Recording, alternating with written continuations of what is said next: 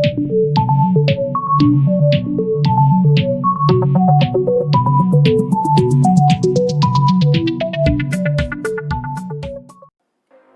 guys, welcome back to the second part of the half angle identities. So we'll be having some examples for the application of the half angle identities.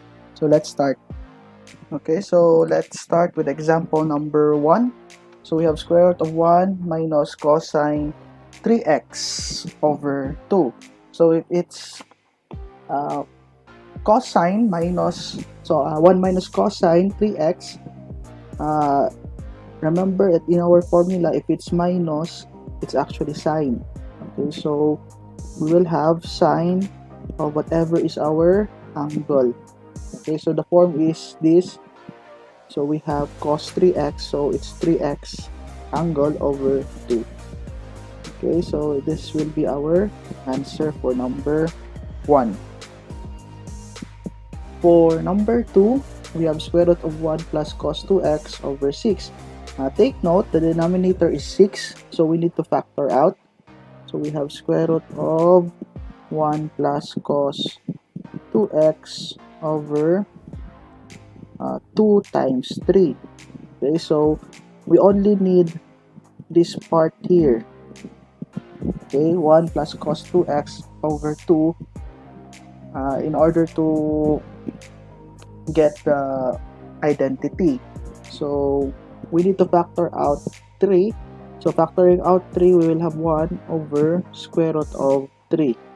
Okay, so since 3 is inside the square root symbol, okay, so we will have times square root of 1 plus cos 2x over 2.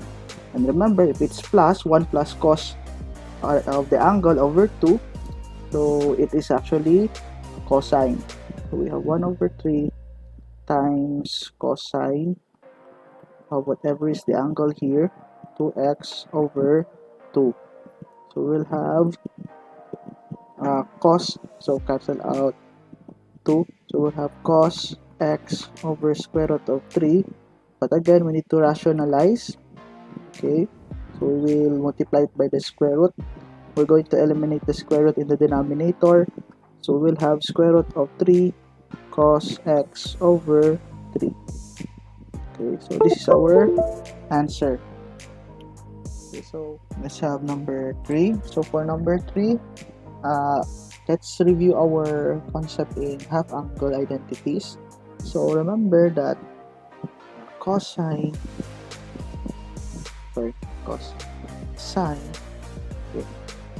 of theta over 2 equals positive negative square root of 1 minus cos theta over 2.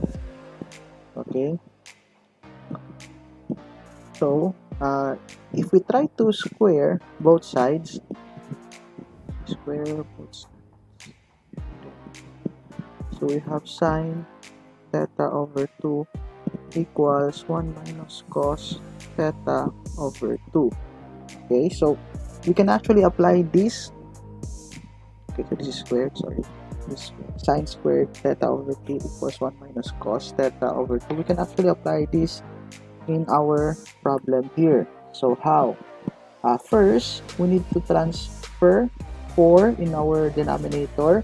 And remember, transferring 4 in our denominator, we'll get 1 over 1 minus cos x over 4. Okay, so it's 1 all over 1 minus cos x over 4. So why is this true? Because remember, if we have 1 of 1 half, for example, this is actually 1 divided by 1 half. And when we have division, we actually get the multiplication of the reciprocal. Okay, so this becomes 2. Okay, so same goes here. If it's 4 in the numerator, and if we try to put it in the denominator, it becomes the denominator of the denominator. Okay, and we can simplify further by factoring out 1 half. Okay, so if we factor out 1 half, so we'll get 1 minus cos x over 2. Hence, we can now apply this here. So we'll have 1 over, so I'll just write 1/2 first. So 1/2 sine squared theta over 2, which will give us, so 1/2, so there is a denominator here. So we're going to transfer it in our numerator. We'll have 2 over sine. Okay, so sine of, wait, it's theta, it's x. Sorry. X here. Okay, so we have sine squared of x over 2. And hence, this is our answer.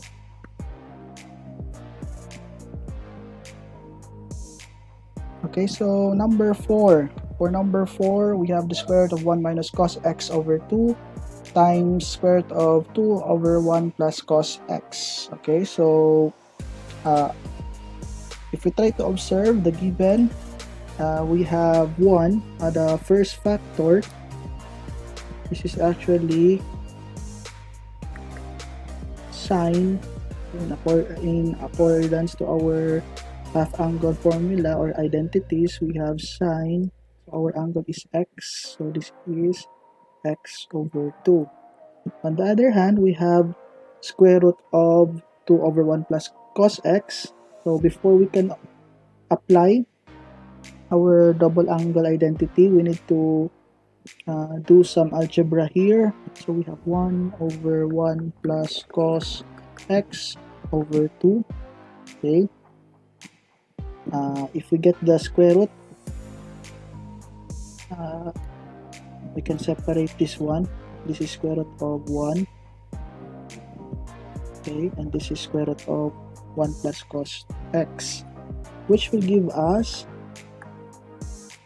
sine of x over 2 times 1 over, so square root of 1 plus cos x over 2, this is cos x over 2. So we'll have sine x over 2 over cos x over 2, and applying the quotient identity, sine over cos is tangent x over 2. So this is the answer for number 4.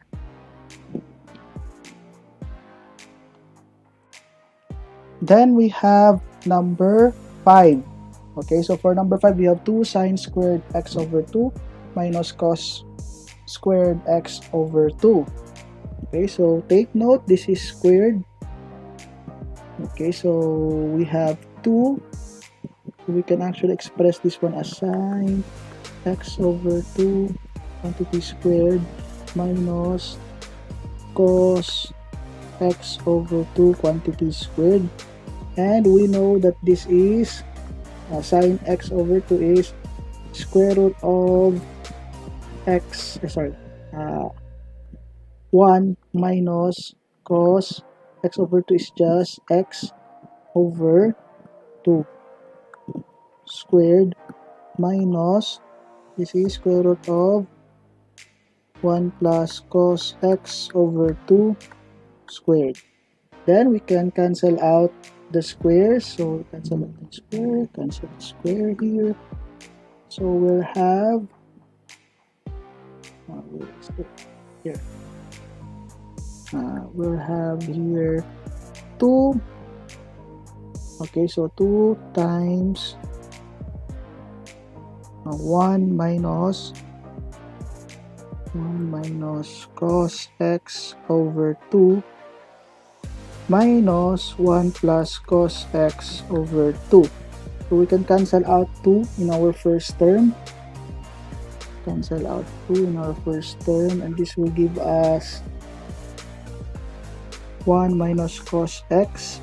And we can actually separate the second term. We have 1 minus 1/2. So distribute the signs. So we have minus cos x over 2. Okay, so 1 minus 1/2 will give us 1/2 minus cos x minus cos x over 2. Okay, so that will be our final answer.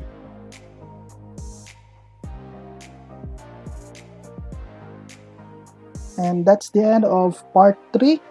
So see you on the next part. Bye bye.